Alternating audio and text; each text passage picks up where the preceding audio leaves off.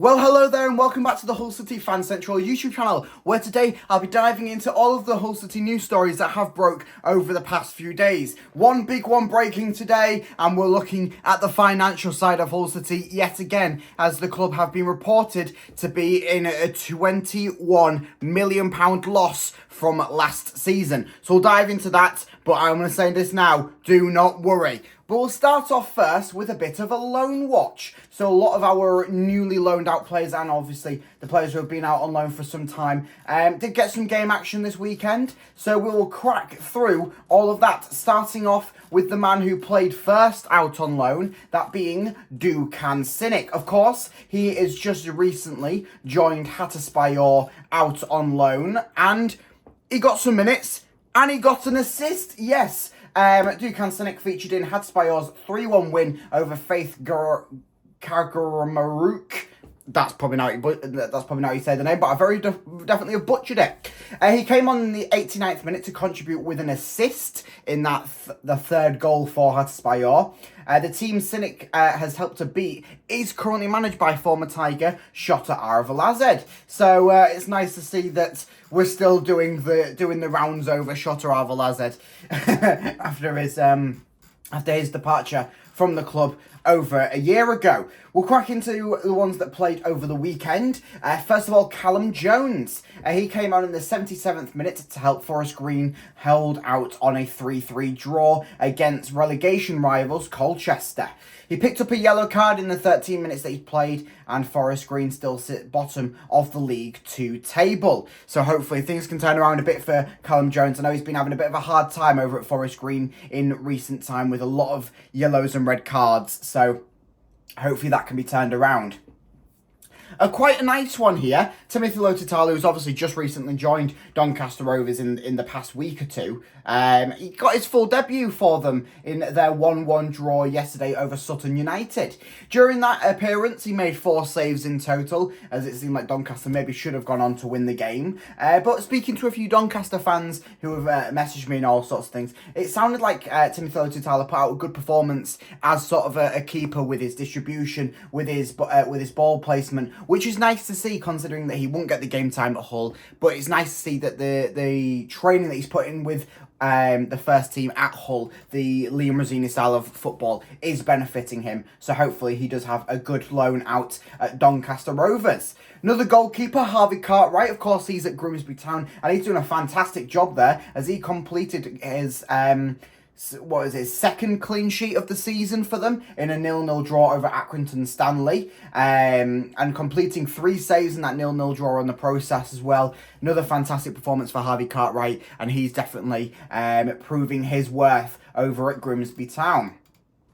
Harry Vaughan, of course, a very, very recent departure over to Bristol Rovers on loan. Came on in the 79th minute for Bristol Rovers as they managed to pull out a 1-0 win over Exeter. So nice few minutes there for Harry Vaughan. Andy Smith, second appearance for him over at Cheltenham Town as they suffered a home defeat with Wickham. Smith played 54 minutes, which was enough to see him concede all 3 goals and also concede a penalty, which then the result of that, former Tiger Curtis Davis owned goal from the penalty. So it's a bit of a madness there, but a little bit of a poor performance from Andy Smith.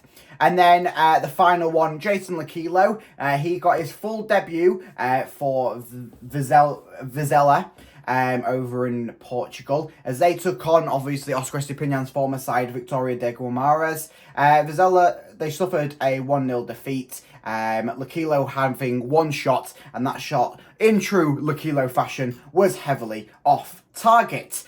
Before we crack into the reports that have been coming out today with the financial, we'll talk about where Hull City might be spending even more money, and that's with the stadium. Of course, lots of talk for a while since Adrian took over, really, that the that he wants to buy the stadium, wants to buy Walton Street Car Park, wants to buy West Park, all of that, and turn all into a similar complex like they have over at Man City with the Etihad, where it's all the training, the academy are all on one site rather than being split across, not even Hull. I mean, we've got the academy over at Bishop Burton College, we've got the training grounds over in a porta potty in Cottingham, and the stadium, obviously, where it is currently. So he wants to bring it all together.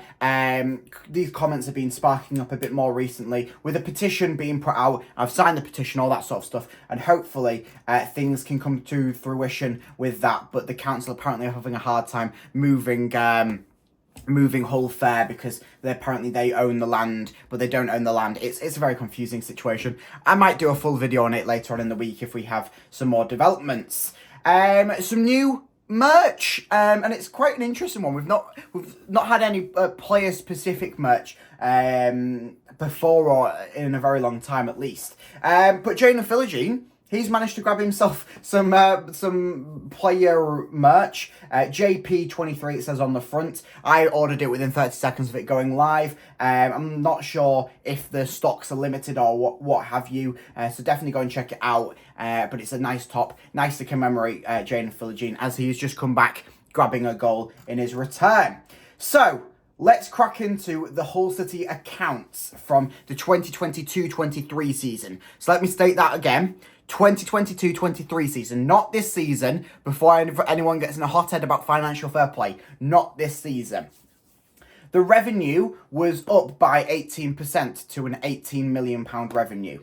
Match day earnings were up by 12% to £6 million.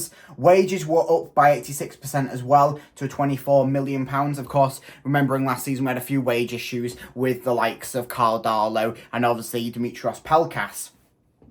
And then the losses was 21 million, which is an increase of 162%. Yeah. Player purchases was 8 million, and then player sales were 15 million. So we'll dive into this in a bit more detail now. Obviously, this is well before we got the McVitie sponsor. So we've got the McVitie sponsor this season with Murat Alka, of course, Turkey's richest man. That's going to help our losses out massively. Also, you got to think over this sort of even January, but the entire season with our player sales. They've been nice and consistent. Our player ins haven't been overly spendicious, if that's a word. But we haven't spent a lot on players in. A lot of them are really, really good cheap deals, or loans, and they're pretty much free. Along with that, our match day revenue, that'll increase this season because we're looking at over 20,000 fans in the stadium week in, week out. I don't think, certainly in the past few months, we've not had a game where there's been less than 20,000, obviously, other than the FA Cup.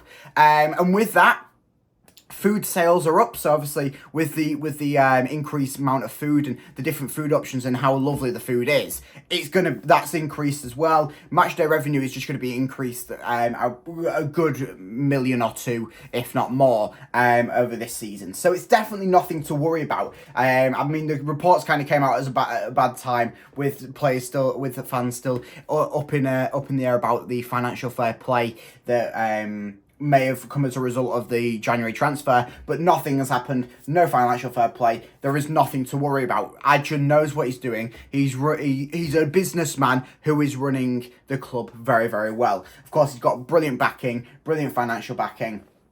So it's definitely nothing to worry about. And of course, these are the revenues from last season, not this season. We'll see how the accounts come out for this season, next season. But it definitely won't be anything to worry about. And it just shows how, like, in some of the graphs, you look at like the top section of the graph where there's all the teams that are their bars nearly full on the scale and all that sort of thing, and they're all parachute payments, Premier League payments, all of the teams that have just recently been in the Premier League as of the past season or two. And then you look down towards our end of the table, you're looking at the teams that are either in League One now or haven't been in the Prem for some time. And it just shows how it's very, very hard to get a sustainable business, a sustainable club, and even fight back towards to get into the Premier League with the state of the parachute payments at the moment. I know that we've had parachute payments in the past. Of course, we've been up to the Premier League 3 times. We're going to have parachute payments. But at the moment, they're in such a better situation for the ex-Premier League clubs than when we were in the Prem. Of course, money in football has just gone mental in the past few years, and that is a real catalyst for it. And so there's only one way to sort this thing out, and that's for Hull to get back to the Prem, and hopefully that does happen this season, if not next. So you can go and have a look over on Twitter. I've reposted all the graphs and stuff onto my page, so you can go and have a look over at the HullCityFanCentral on Twitter. Follow me over there, get live up to date on everything Hull City. Make sure you like and subscribe, as I will have plenty more Hull City news and content. I'll be diving more into the stadium developments later on in the week, so make sure you like and subscribe so you don't miss out on that one. And up the Tigers. Go on!